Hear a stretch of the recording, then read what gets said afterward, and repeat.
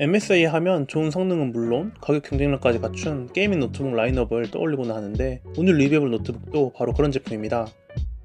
RTX 4070 외장 그래픽과 인텔 코어 i9 프로세서, 고품질의 17인치 디스플레이까지 갖춘 게이밍 노트북 MSI 크로스헤어 17 HX D14 VG KG 모델에 대해서 리뷰해보겠습니다. 우선 제품 패키지 구성은 나름대로 가격대가 있는 제품인 만큼 기본 구성품이 괜찮은 편인데, 이렇게 사은품으로 MSI 백팩과 마우스를 증정하는 이벤트도 하고 있습니다.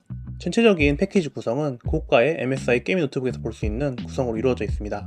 제품 디자인은 게이밍 라인업인 만큼 화려한 편인데, SF 영화에 나올 것 같은 우주선에서 영감을 받은 다양한 패턴들이 노트북에 새겨져 있고 홀로그램 처리로 더욱 돋보이는 편입니다. 게이밍 노트북 하면 떠오르는 그런 디자인을 가지고 있어서 호불호는 갈릴 수 있겠지만 생각보다 실물 디자인이 아주 멋진 편입니다. 게이밍 제품다운 디자인뿐만 아니라 기능적인 면에서도 장점을 가지고 있는데, 주요 포트들이 후면에 위치한 구성으로 전원 어댑터나 HDMI 포트들이 노트북 후면에 자리 잡고 있어서 시즈 모드로 활용을 할 때 선정리가 간편한 배치로 되어 있습니다. 후면에는 USB 3.2를 지원하는 A타입 포트, HDMI 2.1 포트, RJ45 이더넷 포트, 전원 포트가 있고, 좌측에는 USB 3.2 및 PD 충전을 지원하는 C타입 포트와 USB 3.2 A타입 포트, 반대편에는 이어폰 잭, USB 3.2 A타입 포트, 캐시 인터락콜이 있습니다. 썬더볼트 4 같은 최신 고속 규격이 빠진 것이 아쉽긴 하지만 USB PD 충전을 지원하는 것 같은 현실적인 사용과 관련된 부분은 잘 갖춰 있어서 괜찮은 듯합니다. 디스플레이는 16:10 비율의 17인치 WQXJ 상도의 IPS 패널을 탑재하였고 240Hz의 초고주사율, DCI P3 100%의 생명력, 400니트의 최대 밝기 등 아주 좋은 스펙의 디스플레이를 갖추고 있습니다. 게이밍 노트북으로 봐도 좋고 일반적인 노트북으로 봐도 전혀 부족함 없이 충분히 좋은 스펙을 갖춘 패널을 탑재했습니다. 디스플레이는 이렇게 평평하게 열 수 있는 180도 인지를 탑재하였기 때문에 상황에 따라서 다양하게 활용도 할 수 있을 것 같습니다. 그리고 디스플레이 베젤 상단을 보면 이렇게 물리적으로 여닫을 수 있는 웹캠 셔터도 있는데, 게이밍 노트북에서는 흔치 않은 기능으로 나름 특징이라고 할 수 있습니다. 키보드는 게이밍 노트북인 만큼 상당히 화려하고 기능적인 키보드가 들어갔고, 텐키 배열의 키보드에 화려한 RGB 백라이트도 들어갔습니다. 24개의 RGB 라이팅 영역을 설정할 수 있는 백라이트 키보드가 들어갔고, 1.7mm 키 트래블이나 강조된 주요 키 디자인, 기능키 각인 등 게이밍에 신경을 많이 쓴 모습입니다. 전반적인 디자인이나 구성은 정말 게임 노트북스럽다는 말이 잘 어울리는 멋진 디자인과 실용적인 구성을 가지고 있었습니다.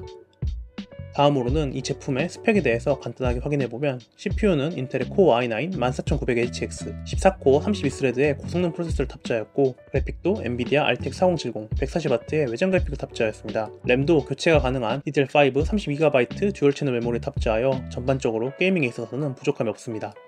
간단하게 내부를 분해해서 다른 스펙도 함께 보고 가면, 우선 전체적인 쿨링 시스템은 MSI의 쿨러부스트 5를 기본 탑재한 만큼 효율적인 열 방출을 위한 히트파이프 구성과 듀얼 쿨링팬이 보입니다. 그리고 그 아래로는 앞서 말한 교체가 가능한 두 개의 DDR5 램 슬롯이 강렬판 아래로 자리 잡고 있고, 저장 장치도 기본 PCIe 4.0 기반의 NVMe SSD 1개와 NVMe 추가 슬롯이 1개 더 있어서 용량 확정도 용이해 보입니다. 마지막으로 배터리 용량은 90W로 17인치라는 큰 사이즈에 맞게 큰 용량을 넣어주었습니다. 바로 성능 측정으로 넘어가서 몇 가지 벤치마크 결과에 대해서 살펴보겠습니다. 먼저 CPU 벤치마크로 시네벤치 R23을 구동해봤는데, 멀티코어는 23359점, 싱글코어는 2158점으로 높은 점수가 나왔습니다. 그래픽 벤치마크는 3D마크 3종을 테스트해봤는데, 파이어스트라이크 33076점, 파잉스파이 13269점, 포트로얄 7869점이 나왔습니다. 140W의 RTX 4070을 탑재한 만큼 높은 점수로 비슷한 급의 타 제품과 비교해보면 점수가 소폭 더 높은 편이었는데, 발열 제어나 여러 면에서 성능이 좋은 것 같습니다.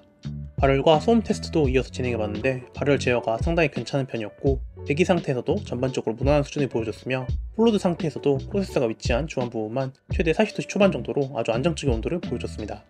다만 소음은 조금 있는 편이었는데, 대기 상태에서는 23dB 정도, 홀로드 상태에서는 57dB 정도로 소음이 있는 편이었습니다. 다음으로 실제 게이밍 성능을 보기 위해서 게이밍 테스트를 진행했습니다. 우선 오버워치2 WQXJ 테스트 결과 최저 옵션에서는 평균 340프레임, 하위 1% 245프레임을 보여줬고, 최고 옵션에서는 평균 130프레임, 하위 1% 100프레임으로 아주 넉넉한 성능을 보여줬습니다.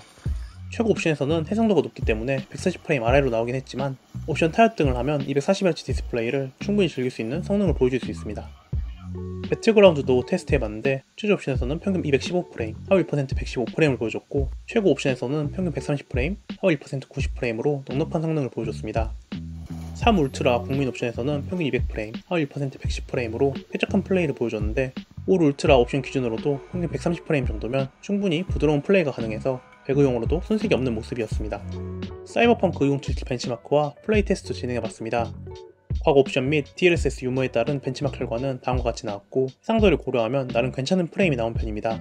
실제 인게임 플레이 기준으로도 준수한 성능을 보여줬는데 레이트레이싱과 DLSS를 켠 중간 옵션 기준으로 평균 55프레임, 하위 1% 40프레임이 나왔고 레이트레이싱을 끈 상태에서는 평균 120프레임, 하위 1% 80프레임 정도를 보여줬습니다. 더 쾌적한 플레이를 하고 싶다면 레이트레이싱을 끄고 좋은 품질로 적당한 프레임으로 플레이를 하고 싶다면 해상도만 조금 조절해주면 쾌적하게 플레이가 가능할 것 같습니다.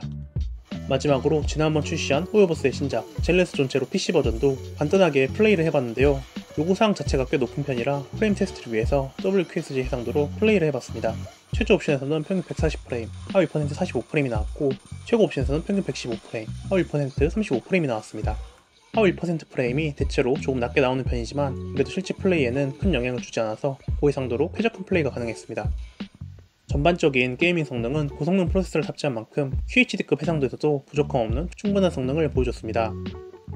MSI 크로스의 L7HX의 무게는 약 2.8kg 정도로 높은 성능과 좋은 발열 처리 능력만큼 무거운 편인데요. 그렇기 때문에 실질적으로 휴대용보다는 주로 한 곳에 두고 데스크탑 대용으로 일명 시즈모드로 쓰는 경우가 더 많은 노트북일 것 같습니다. 그런 부분에서 보면 가격 대비 프로세서 성능이나 디스플레이, 키보드, 확장성 등 다양한 부분에서 상당히 가성비만 놓고 보면 괜찮아 보이는데요. 이 모델의 가격은 2014년 9월 단화 최저가 기준 약 200만원 초반대로 구매가 가능한데 각종 쇼핑몰 할인이나 특가 이벤트를 더하면 210만원대에도 구매가 가능한 제품입니다. 조립형 데스크탑과 비교하면 당연히 성능 대비 더 비싸긴 하겠지만 가끔 이동을 해야 하고 모니터나 주변 기기 없이 노트북 하나로 해결을 해야 하는 분들에게는 이 가격과 구성은 메리트가 충분하다고 생각합니다. 여기까지 MSI 크로스웨어 L7, HX, D14, VG, KG 게이밍 노트북에 대해서 리뷰해봤습니다. 긴 리뷰 끝까지 봐주셔서 감사하고 전 다음번 다른 리뷰에 찾아뵙겠습니다. 감사합니다.